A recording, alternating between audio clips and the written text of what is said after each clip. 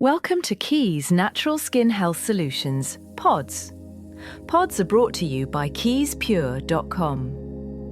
PODS are 1-minute tips and insights presented by Bob Root, Keys Chief Scientist and Founder.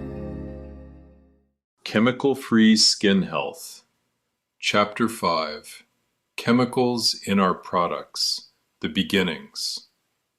One of the things that kept bothering me was how many people seemed to think synthetic, chemical-heavy personal care products had always been the norm. That simply isn't true.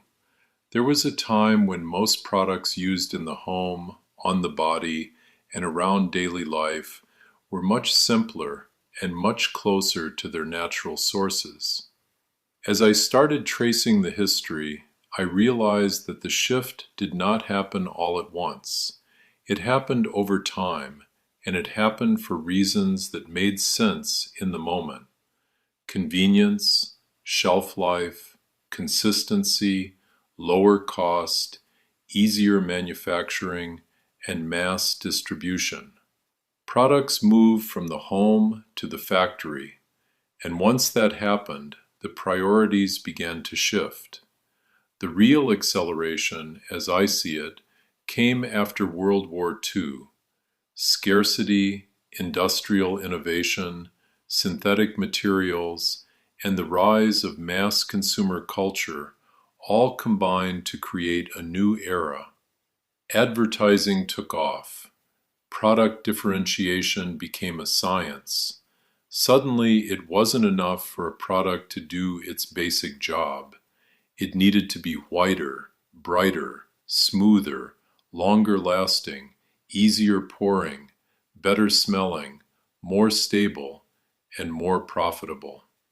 And this is where I say something that may surprise people. We consumers are part of the reason this happened. We asked for features.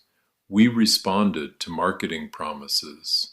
We rewarded convenience and sensory appeal. Manufacturers and chemists responded to those demands. They weren't just sitting around inventing random chemicals for entertainment. They were trying to satisfy market desire. That doesn't excuse harmful outcomes, but it does help explain the system. If we asked for shampoos that felt silkier, products were formulated to make that happen. If we wanted lotions that didn't melt in a hot car or separate on the shelf, chemistry stepped in. If we wanted products that lasted longer, smelled stronger, or performed in more extreme ways, ingredients were added accordingly.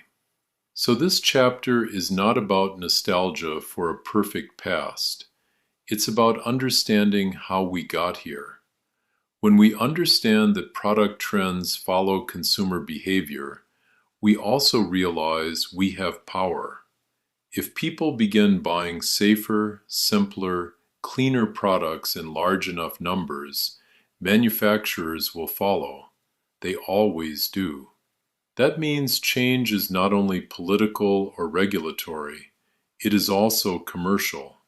Every purchase is a signal.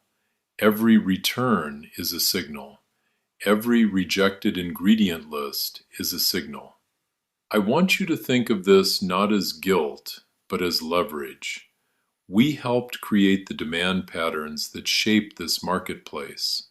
We can help shape what comes next. Thank you for listening to Bob. Please tell your friends and be sure to visit keyspure.com.